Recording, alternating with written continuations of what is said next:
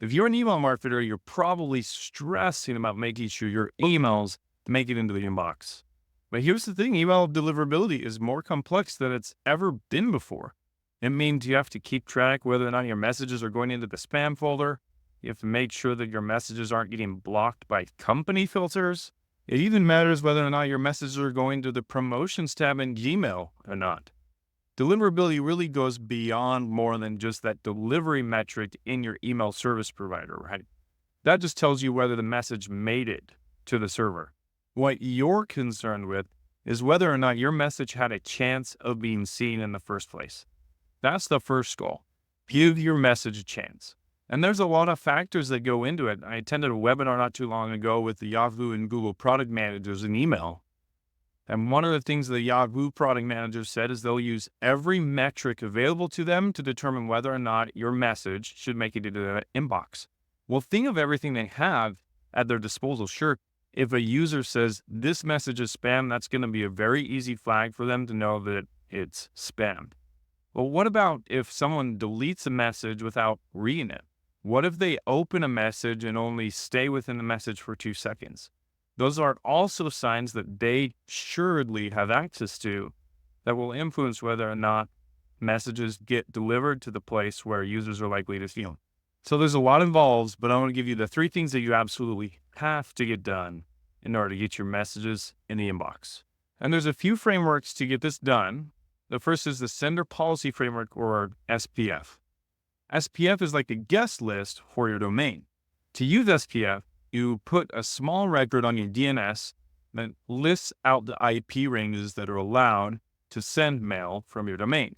So when a message goes out and an inbox provider receives it, they will then check the SDF record. If the IP range that was on the message matches the IP range that is listed on the domain within the DNS record, then you pass SDF and you're good to go.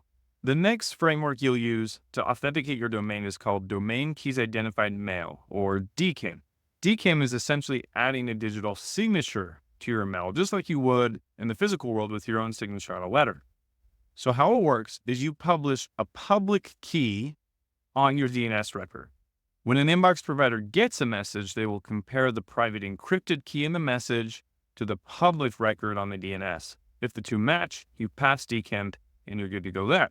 The last framework is called DMARC, and DMARC is essentially the manager over what happens when SPF and DKIM fail. As an email sender, you create a policy for what the inbox provider should do if messages fail. There's a variety of different actions. You can choose to do nothing, meaning the messages will still go through even if they fail either SPF or DKIM. You can choose to quarantine that mail, which essentially means it pushes it to the spam folder. Or you can choose to completely reject that mail and it won't make it to any sort of inbox. One other nice thing about DMARC is you can get reports back on how well you passed those authentication methods. It helps identify systems that might be sending mail from your domain that you should have authenticated but forgot to. It also helps identify IP ranges that might be trying to spoof or spam your users using your domain. All of this is really important because we're trying to prevent spoofing and phishing attacks. So this is the table stakes. It's the bare minimum thing that you have to get done in order for your emails to make it to the inbox. There's a variety of tools that you can use to monitor these things.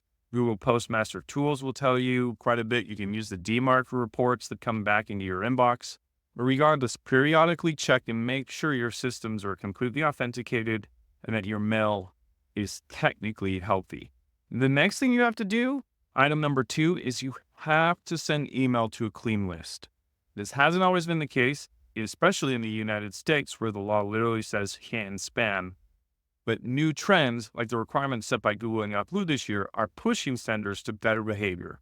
They want less spam, and it's on you to comply. So more and more, it's really important that you send to a clean list. And there's a few ways that you can keep your list clean. The first and probably most important is to get opt-ins from your contacts. Whenever you send a message to somebody who isn't expecting it from you, and especially if they don't know you, the odds that they mark your message as spam or do some other indicator that they don't want your message in their inbox grows.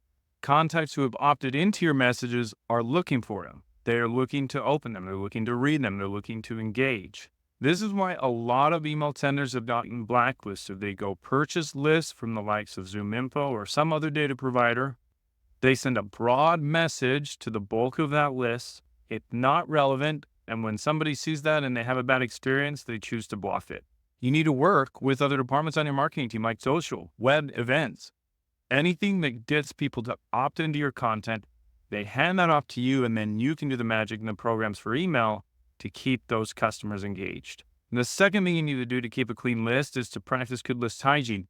People move jobs, and especially on the corporate side, anywhere between 20 to 25% of your list is going to be deprecated every year. People are going to leave. They'll leave their jobs. They'll find something new. And those email addresses will no longer be valid. Can't keep sending emails to those email addresses. If they bounce or if they're unsubscribed, don't send emails to those contacts. And the other side of list hygiene is to make sure you identify the folks who are not engaging with your emails. If you sent an email to someone 16 times, the odds that they open your email and engage with it the 17th time are pretty low. Build some kind of workflow and parameters that identify unengaged contacts, give them one last chance to engage, and then clean them from your list and just don't send an email to them anymore. It's not worth it. They're not engaging already, and the likelihood that they'll engage in the future is really low. The likelihood that they do some sort of negative action towards your emails is high. It's just not worth the risk. One other thing to do to make sure the list is well kept is to segment your list. Don't send a single message to a single database. It's very likely within your product there are different use cases or different scenarios. Different types of content will be more or less relevant to the contacts that you're sending to. But more than personalization, what I try and focus on is relevancy. Is the content relevant for that contact? Odds are I'm going to have to spend more effort to make the message more relevant for the contact. So as a marketer, you have to decide how much effort you put into that.